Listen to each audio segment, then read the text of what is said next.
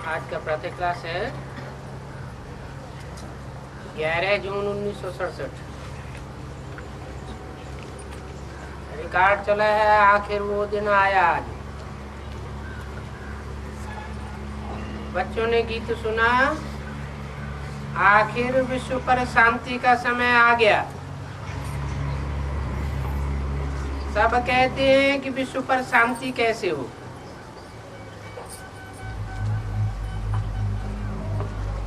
फिर जो इस प्रश्न का जवाब देते हैं, राय देते हैं, उनको इनाम मिलता है। नेहरू भी विश्व शांति के लिए राय देते थे। अब नेहरू के राय देने के बावजूद भी विश्व में शांति तो नहीं हुई।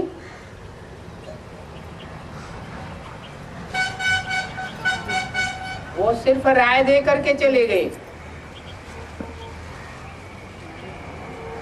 अभी तुम बच्चों की बुद्धि में है कि कोई समय सृष्टि में था जबकि सुख शांति पवित्रता सब थी, और अभी वो सुख शांति पवित्रता नहीं है।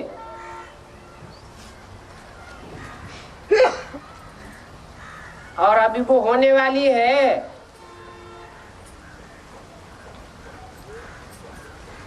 चक्र तो फिरता रहेगा। ये बातें संगम युगी ब्राह्मणों की बुद्धि में है। कलयुगी मनुष्यों की बुद्धि में नहीं है कि शांति के बाद फिर अशांति और अशांति के बाद शांति की दुनिया आती है। कलयुगी मनुष्यों की बुद्धि में है तांबा और लोहा, और तुम्हारी बुद्धि में अभी सोना है। सोना अर्थात सच्चाई। तुम्हारी बुद्धि सोने की है। तुम जानते हो कि भारत फिर से सोने का बनने वाला है, और भारत को ही गोल्डन वर्ल्ड कहा जाता था। बल महिमा तो करते हैं, परंतु सिर्फ कहने मात्र करते हैं।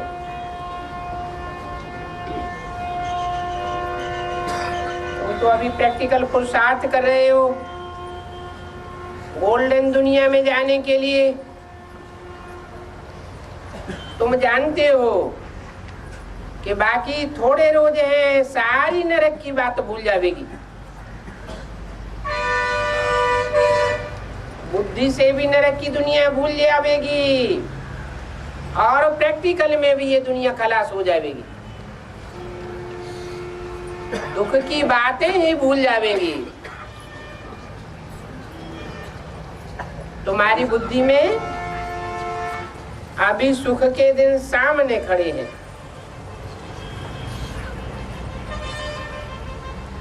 पहले बुद्धि से बुलाना होगा,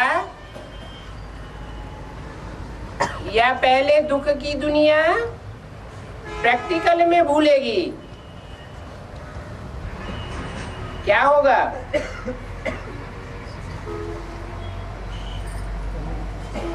पहले तो आत्मा मन बुद्धि रूपी कही जाती है। आत्मा पहले चेंज होगी। भले दुख की दुनिया रहे तो भी आत्मा सुख शांति में महसूस करे। बुद्धि का ऐसा ढब पड़ जाना चाहिए। जैसे आगे विलायत से आते थे तो समझते थे कि अब बाकी थोड़ा समय है पहुंचने में, क्योंकि आगे तो विलायत से आने में बहुत समय लगता था। अभी तो एरोप्लेन में जल्दी पहुंच जाते हैं। तुम्हारा भी ये बुद्ध रूपी एरोप्लेन है। तुम तुमको अब ईश्वरीय बुद्धि मिली है। अभी तुम बच्चे जानते हो कि हमारे सुख के दिन आए कि आए, जिसके लिए हम पुरुषार्थ करते हैं। बाबा ने पुरुषार्थ भी बहुत सहज बताया है।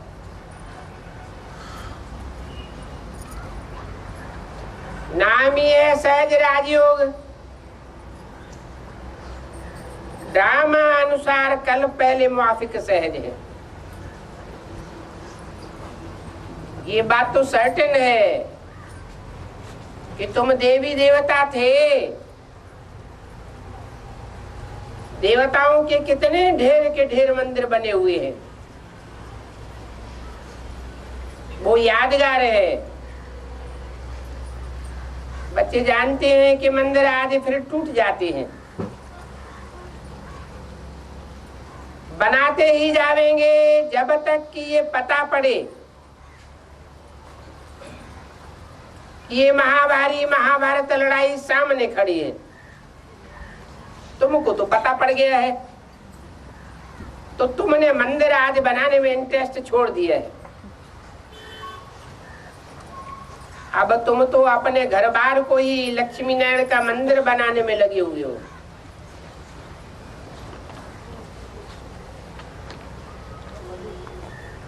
ये स्थूल मंदिर आदि सब टूट जाएंगे।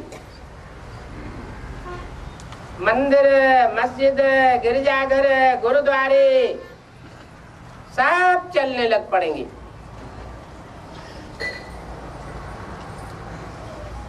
परंतु जब ये बातें समझेंगे तब बनाना बंद करेंगे।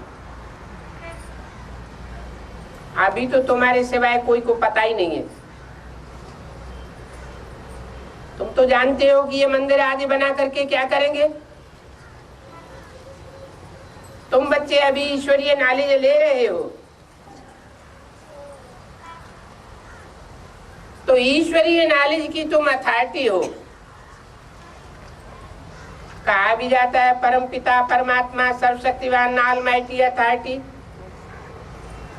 वो तो एक ही बाप है। तुम भी ज्ञान की अथॉरिटी हो, वो तो है भक्ति की अथॉरिटी। ज्ञान की अथॉरिटी बाप को कहा जाता है, ऑलमाइटी अथॉरिटी।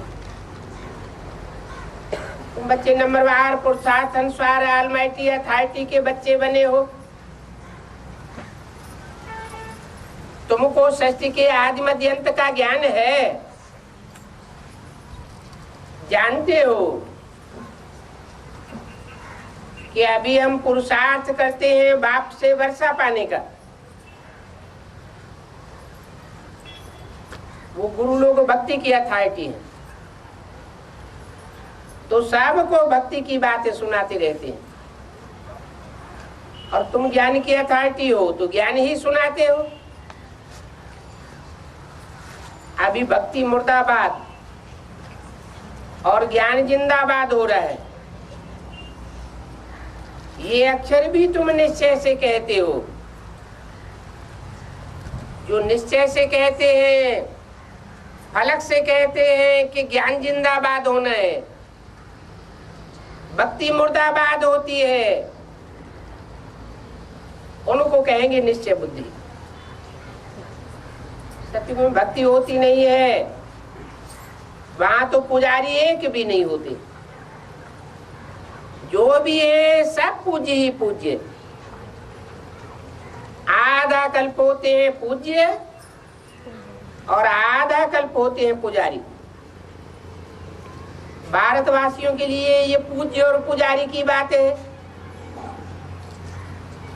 जब पूज्य थे तो स्वर्ग था, जब पुजारी बनते हैं तो भारत नरक कहा जाता है। तुम बच्चे अभी प्रैक्टिकल लाइफ बना रहे हो, सो भी नंबरवार पुरुषार्थ अनुसार। जो अव्वल नंबर में पुरुषार्थ करने वाला ग्रुप है वो पहले इन बातों का अनुभव करेगा। तुम सभी को समझाते रहते हो और वृद्धि को भी पाते रहते हो। ड्रामा में पहले से ही नूद थी और ड्रामा ही तुमसे पुरुषार्थ कराते हैं। तुम पुरुषार्थ करते रहते हो, जानते हो कि ड्रामा में हमारा अविनाशी पार्ट है और धर्मों का अविनाशी पार्ट नहीं है। हम 84 जन्म लेते हैं और धर्मों में कन्वर्ट होने वाले 84 जन्म नहीं लेते हैं। दुनिया इन बातों को क्या जाने। हमारा ड्रामा में ऑलराउंड पार्ट है, जो कहेंगे वही समझेंगे कि कैसे हमारा इस ड्रामा में पार्ट है। ये सृष्टि का चक्र तो फिरता ही रहता है। ये वर्ल्ड की हिस्ट्री ज्योग्राफी तुम्हारे सिवाय और कोई को पता नहीं, जानते भी नहीं है कि ऊंची से ऊंची कौन है। ऋषि मुनि आदि भी कहते थे कि हम नहीं जानते, नेति नेति कहते आए। अभी तुम बच्चे तो जानते हो, जानते हो कि वो रचयिता बाप है और हमको पढ़ाए रहे। वो तो सिर्फ पूछते हैं कि तुम रचयिता को जानते हो। भक्त लोग पूछते हैं और गुरु लोग कह देते हैं नेति नेति। और तुम बच्चों को तो वो रचयिता बाप पढ़ाते हैं। ये भी बाबा ने बार बार समझाया है कि यहाँ पर जब भी बैठते हो तो ये खास ध्यान रखना है कि देह ही अभिमानी होकर के बैठना है। आत्मा अभिमानी होकर के बैठेंगे तो बुद्धि में बैठेगा कि एक बाप ही राजयोग सिखा सकते हैं। वो हमारे अंदर की बात बाप जानते हैं, जो रूहों का बाप है। वो रूहों का बाप अंतर्यामी है, क्योंकि जन्म मरण के चक्र में नहीं आता।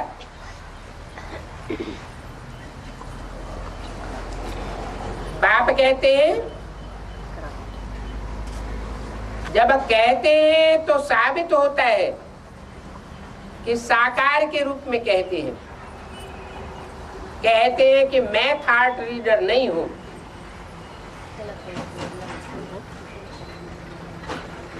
निराकार बाप, बिंदु बिंदु आत्माओं का बाप, उसको भी थॉट रीड करने की जरूरत नहीं है। एक एक के अंदर को जान करके भी क्या करेंगे। इतनी बड़ी दुनिया है, किसको किसको बैठ करके रीड करता रहूंगा। मैं तो आता ही हूं पतितों को पावन बनाने के लिए। जानता हूं इस पतित दुनिया में सब पतित हैं और पावन दुनिया में सब पावन होंगे। मेरा पार्ट इस पतित दुनिया में है, पावन दुनिया में मेरा पार्ट नहीं है। ड्रामा में जो मेरा पार्ट है वही पार्ट में बजाता हूं। बाकी मैं कोई थॉट रीडर नहीं हूं। बताता हूं कि मेरा क्या पार्ट है और तुम्हारा क्या पार्ट है।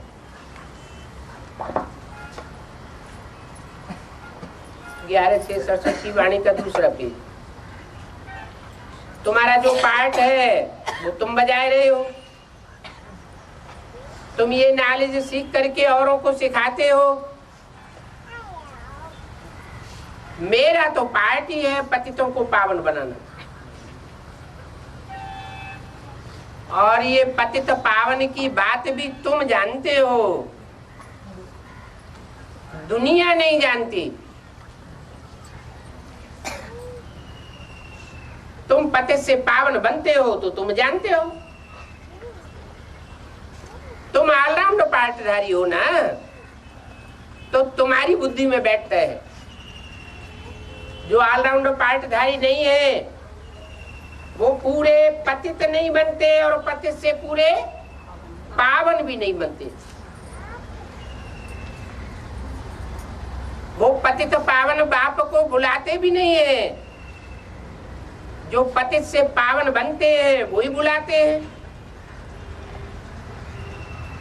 तुम तो तिथि तारीख आदि सब कुछ जानते हो, दुनिया में कोई थोड़े ही जानते हैं। तुमको बाप सिखाए रहे हैं। फिर ये जब चक्र पूरा करेंगे तब ही बाप आवेंगे। इस समय जो सीन चल रहा है वो कल्प के बाद चलेगा। 1 सेकंड ड्रामा का नहीं मिल सकता दूसरे से। ये नाटक फिरता ही रहता है। तुम बच्चों को बेहद के नाटक का पता है, फिर भी तुम बार बार भूल जाते। बाप कहते तुम सिर्फ याद करो कि हमारा बाबा बाबा है, वो टीचर भी है, वो हमारा गुरु भी है। ये बात बुद्धि में पक्की बैठ जानी चाहिए कि हमारा एक ही बाप है, एक ही टीचर है और एक ही गुरु है, वो भी सुप्रीम है। तो तुम्हारी बुद्धि उस तरफ चली जानी चाहिए। आत्मा खुश होती है बाप की महिमा सुन करके। जो आत्मिक स्थिति वाले बच्चे हैं उनकी खुशी बढ़ती जाती। आत्मिक स्थिति में नहीं है तो खुशी महसूस नहीं होती है। सब कहते हैं हमारा बाबा है, वो पतित पावन सतगुरु है, वो सच्चा ही सच्चा है। सच्चा बाप ही आकर के सच्चखंड स्थापन करते हैं। बाकी दुनिया में तो सब झूठ ही झूठ है। जो झूठे हैं वो सच्चखंड की स्थापना नहीं कर सकते। पढ़ाई भी सच्ची है और पूरी पढ़ाई पढ़ाते हैं। ऐसे नहीं अधूरी पढ़ाई पढ़ा करके छोड़ जाएंगे। उन मनुष्यों की पढ़ाई तो अधूरी है। उस पढ़ाई से संपूर्ण दुनिया बन नहीं सकती। तो तुम बच्चों की बुद्धि में कितनी खुशी होनी चाहिए। बड़ी परीक्षा पास करने वालों की बुद्धि में जास्ती खुशी रहती है। तुम तो कितनी ऊंची पढ़ाई पढ़ते हो, तो तुमको कितनी कापारी खुशी, कापारी नशा रहना चाहिए। भगवान बाबा बेहद का बाप हमको पढ़ा रहे हैं, तुम्हारे तो रोमांच खड़े हो जाने चाहिए। ये वही गीता का एपिसोड रिपीट हो रहा है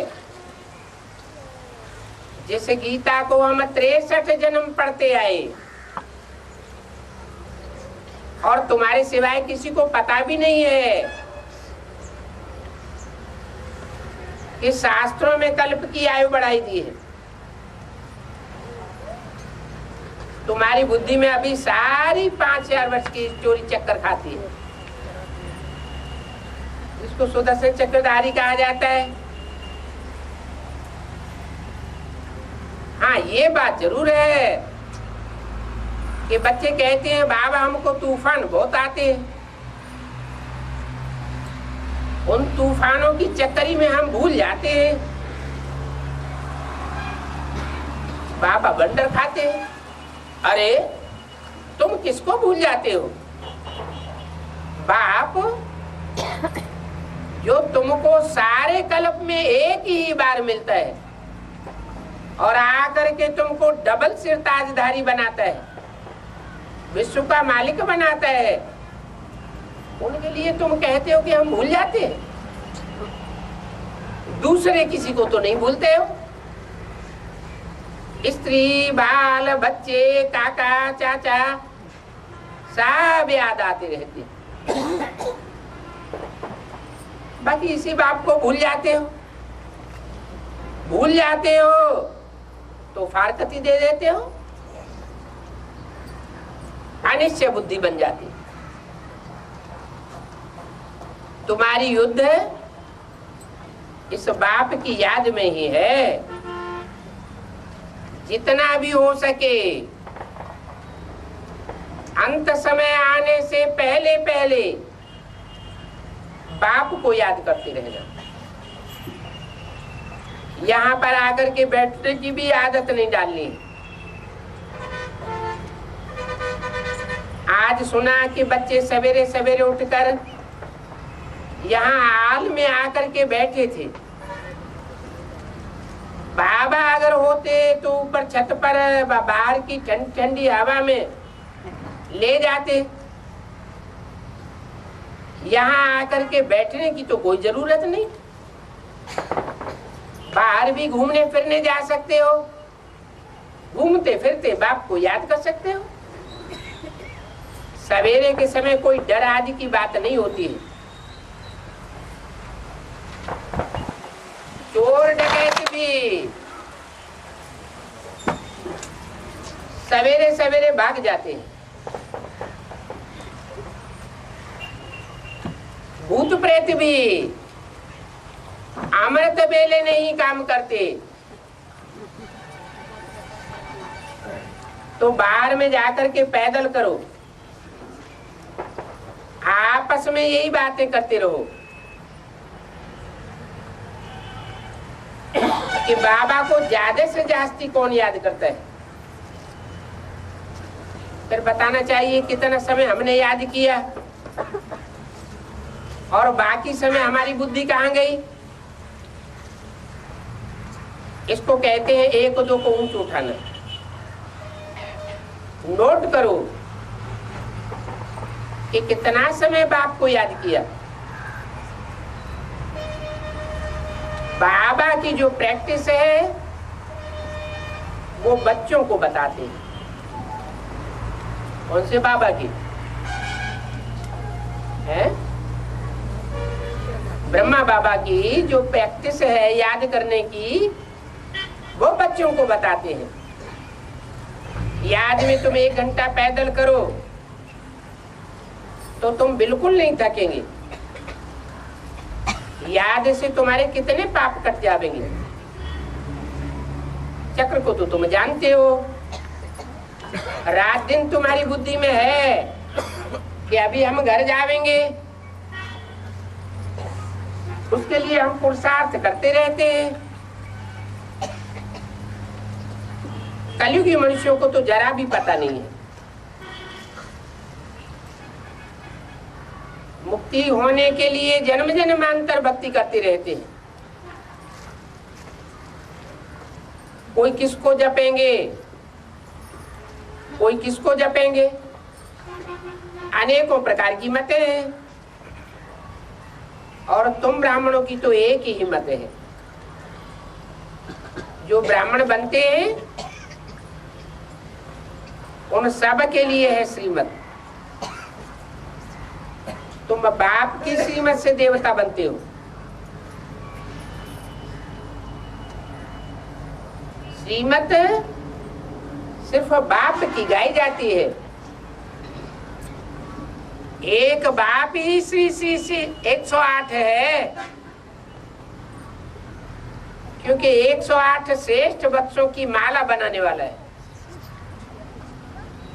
108 श्रेष्ठ आत्माएं निकलती हैं जो राजयोग सीख करके जन्म जन्मांतर के राजाएं बनती हैं। ये श्रीमत अभी संगम युग पर तुम ब्राह्मणों को मिलती है। भगवान है निराकार,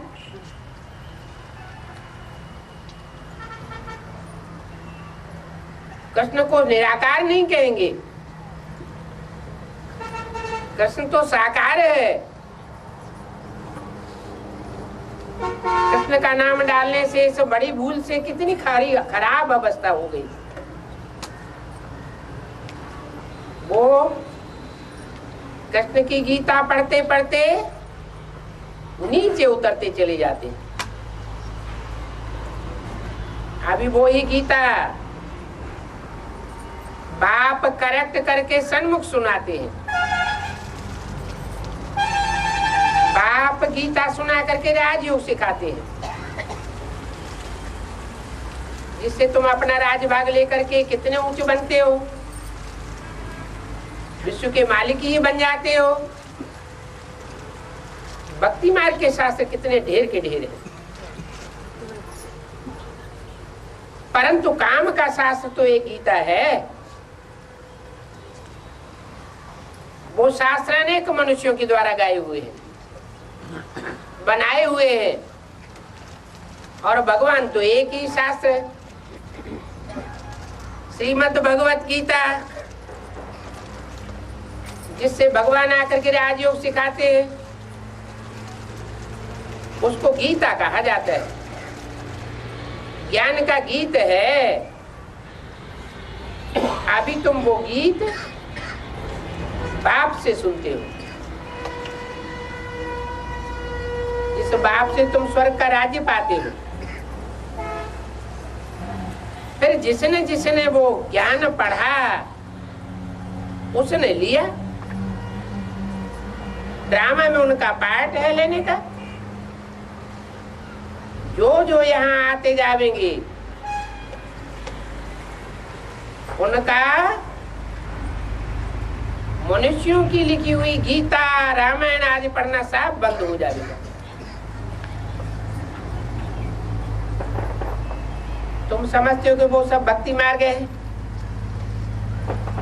अभी ज्ञान सुनाने वाला ज्ञान सागर एक ही बाप है। वो ड्रामा अपने अनुसार कलयुग के अंत और सतयुग के आज के संगम पर आते हैं।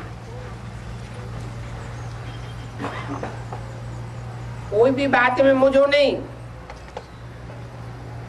तुम बच्चे जानते हो कि बाप इसमें आकर के पढ़ाते हैं, और तो कोई ये पढ़ाई पढ़ा ही नहीं सकता। इन सबका मुझे आकर के उद्धार करना है। 11:67 की वाणी का 3रा पेज। गीता में तो सिर्फ लिखा है कि इन साधुओं आज का उद्धार करने में आता हूं। इसका अर्थ कब कोई किसी को बतावेंगे नहीं। क्यों नहीं बताते हैं? ये साधु संत महात्माएं, गीता में जो लिखा हुआ है कि मैंने साधुओं का भी उद्धार करने आता हूं, इनकी भी रक्षा करने आता हूं, परित्राणाय साधूनाम, इसका अर्थ क्यों नहीं बताते? इसलिए नहीं बताते कि वो खुद आपन को शिवो हम कह के बैठते हैं। ये बात झूठी हो जाती है। जो स्वयं ही शिव परमात्मा है, उनको कोई आकर के रक्षा करे, परित्राण करे, उद्धार करे, ये तो बात ही बुद्धि में नहीं बैठती। तो बात क्लियर नहीं करते। अर्थ तो बहुत क्लियर है। साधु संत आदि कोई भगवान नहीं है। वो खुद ही मनुष्य है। मनुष्य मनुष्य का कल्याण नहीं कर सकता, उद्धार कर ही नहीं सकता। बुद्धि को हरण करके ऊपर नहीं ले जा सकता। उद्धार माना ही जो पतित बुद्धि है, 5 तत्वों की दुनिया में बुद्धि लगी हुई है, उसको 5 तत्वों की दुनिया से निकाल करके शांति धाम में ले जाना। इसको कहते हैं उद्धार करना। उद्धार करने वाले को कहा जाता है उद्धार मूर्त। वो तो मैं ही उद्धार करता हूं। साधु समाज है, वास्तव में तो साधुओं का प्रेसिडेंट भी साधु सन्यासी होना चाहिए, परंतु अभी तो देखो उनका प्रेसिडेंट बना है जिसका नाम रखा है नंदा, गुलजारी लाल नंदा। वो साधु और वो वाधु, ये भी ड्रामे में नूद है।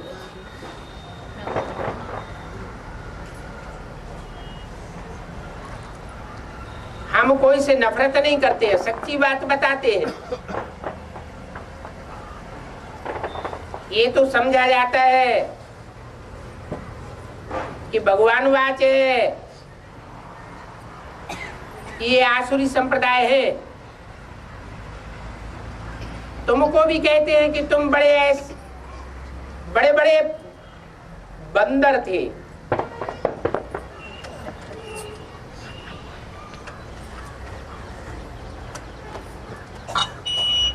सिर्फ विद्वान आदि को नहीं कहते, बंदरों को अभी मंदिर लायक बनाता हूं। ये दादा भी कथाएं आज बहुत पढ़ते थे। अभी तो तुम बच्चों की अहम ऑब्जेक्ट सामने खड़ी हुई है। ये है ही नर से नारायण बनने की सत्य कथा। इनकी कथा फिर भक्ति मार्ग में चलती है।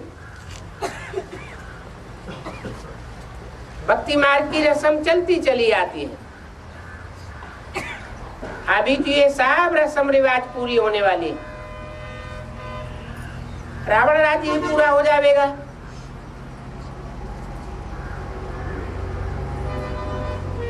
तुम अभी भक्ति के आदि में थोड़े ही जाएंगे, तुम तो भक्ति का अंत करने वाले हो। तुम तो समझावेंगे कि हम पहले क्या करते थे। हम भी भक्ति आदि पूजा आदि करते थे, अभी तो इससे नफरत आती है। ये सब बेवजह का काम है। बड़े बड़े आदमी देखने जाते हैं कि रावण को कैसे जलाते हैं, परंतु ये 10 किलो वाला रावण कौन है जिसने राम से लड़ाई लड़ी थी, ये कोई की बुद्धि में नहीं है। कोई बता ही नहीं सकते। तुम्हारी बुद्धि में तो बात आ गई है कि रावण कौन है। रावण के रूप जरूर कहेंगे ये गुरु लोग। अब वो गुरु लोग चाहे ब्राह्मणों की दुनिया के हो,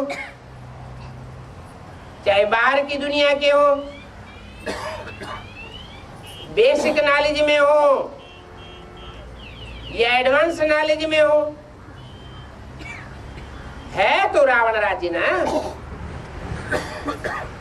रावण का ही राज्य चलता है ना, राम का राज्य तो नहीं है ना। अभी राम का राज्य नहीं कहेंगे। राम का राज्य और रावण का राज्य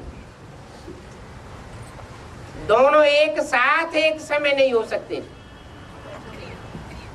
और एक स्थान पर नहीं हो सकते। जहां राम राज्य होता है वहां रावण राज्य नहीं। जहां राम राज्य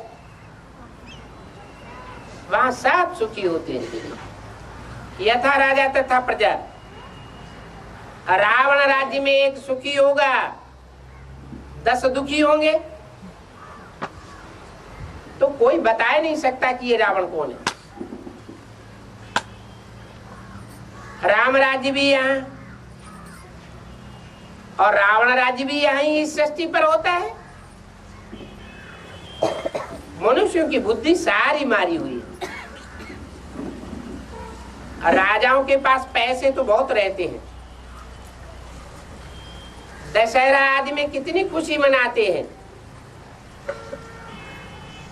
जब से रावण को जलाते आते हैं दुख भी बहुत बढ़ता चला आता है। कोई का पुतला जलाते हैं तो बहुत दुखी हो जाते हैं, तो उसका पुतला जलाते हैं। ऐसे ही रावण का पुतला कब जलाते हैं? कब से ये रस्म चली आती है? क्या द्वापर के आदि से ही पुतला जलाना शुरू कर दिया? द्वापर के आदि में इतना दुख नहीं होता, दुख बढ़ता है कलयुग में। तो कलयुग से रावण का पुतला बनाते चले आते। जैसे जैसे दुख बढ़ता जाता है रावणी वृत्तियां बढ़ती जाती है, वैसे वैसे रावण का पुतला भी बड़ा बनाते जाते हैं।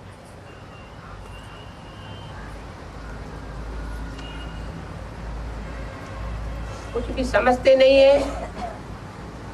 अभी तुम तो समझते हो हम कितने बेसमझ थे, अभी समझदार बने। रावण ने हमको बेसमझ बनाया था। अभी तुम कहते हो बाबा हम तो लक्ष्मी नारायण जरूर बनेंगे। हम कोई कम पुरुषार्थ थोड़े ही करेंगे। और ये स्कूल तो एक ही है, पढ़ाई भी बहुत सहज है। बूढ़ी बूढ़ी माताएं भी यहाँ पढ़ाई पढ़ती हैं और कुछ नहीं याद कर सकती हैं तो बाप को तो याद कर सकती है। एक बाप की याद में ही परिपक्व हो जावे तो अंत में सब विषयों में पास हो जाएंगी। याद से तुम क्या नहीं प्राप्त कर सकते हो। योग बल से विश्व की बादशाही गाई हुई है।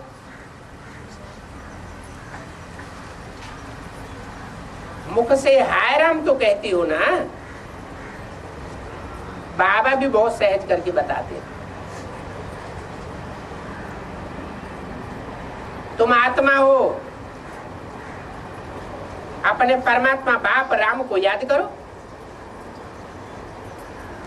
तुम्हारा बेड़ा पार हो जाएगा। कहां से कहां चले जाएंगे।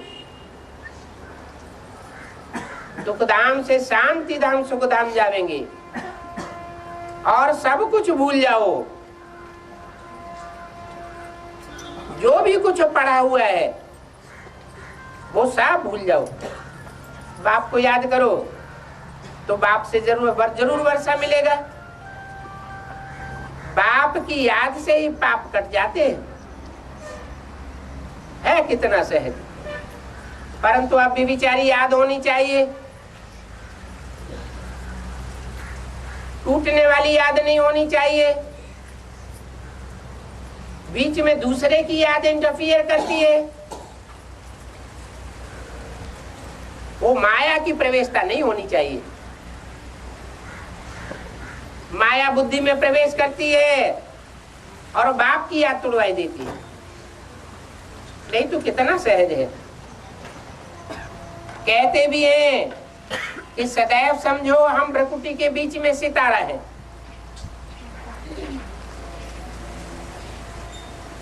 तो जरूर आत्मा इतनी छोटी है।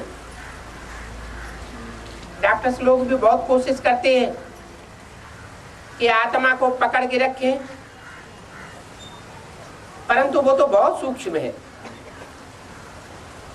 डॉक्टरों के यंत्रों से भी आत्मा पकड़ में नहीं आ सकती।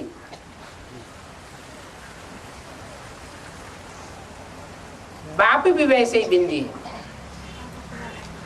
वो अति सूक्ष्म है। कहते हैं कि जैसे तुम साधारण हो मैं भी तुमको साधारण टीचर होकर के पढ़ाता हूं। इसको क्या पता कि इनको भगवान पढ़ाते होंगे।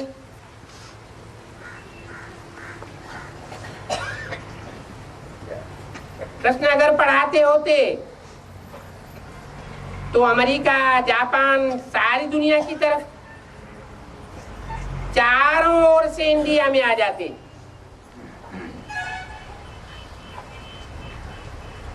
यहाँ कृष्ण नहीं पढ़ाते हैं।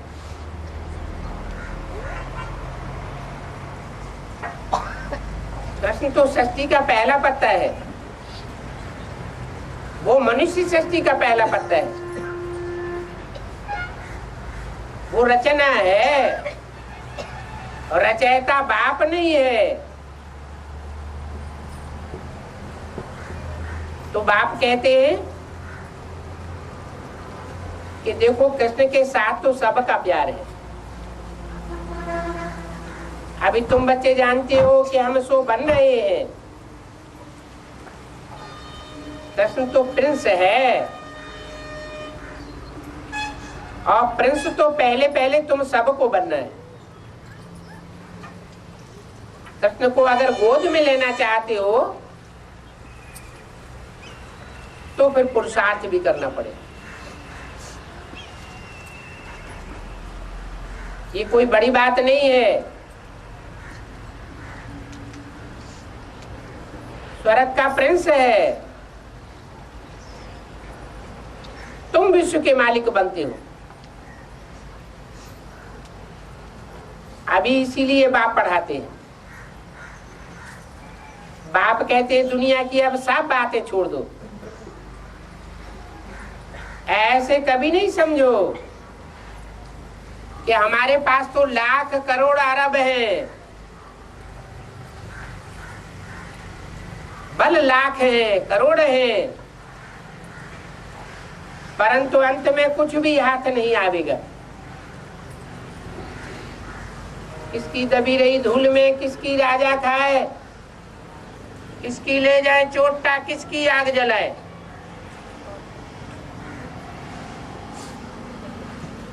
पेट में सिर्फ पाव भर आटा जाता है, बाकी तो सब यहीं धरा रह जाएगा। इसलिए अच्छी रीति पुरुषार्थ करो, तन की ताकत लगाओ, धन की ताकत लगाओ, समय भी एक ताकत है, समय भी ईश्वरीय सेवा में लगाओ तो तुम्हारा पुरुषार्थ जरूर पक्का हो जाएगा। बाप के पास आते हैं तो बाप उलाहना देते हैं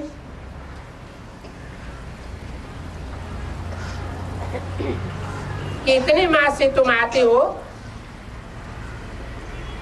और बाप जिससे स्वर्ग की बादशाही मिलती है उससे तुम इतने लंबे समय से अभी तक मिले भी नहीं। कहते हैं बाबा हमको फलाना काम था।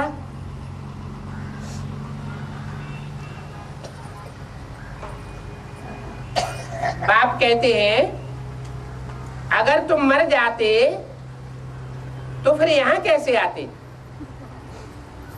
यहाँ बहाना नहीं चल सकता है। निश्चय बुद्धि नहीं बने तब तो बाप के पास नहीं भागे। अगर निश्चय बुद्धि बने होते तो बाप से मिले बगैर रह नहीं सकते। बाप तो राजयोग सिखाए रहे हैं और तुम अभी भी सीखते नहीं हो। जिसने बहुत भक्ति की होगी उसको 7 दिन में तो क्या 1 सेकंड में तीर लग जाएगा।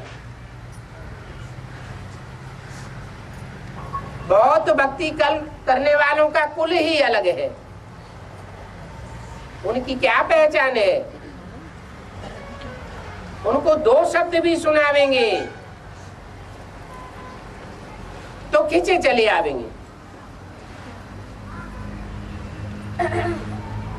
सेकंड में विश्व का मालिक बन सकते हैं।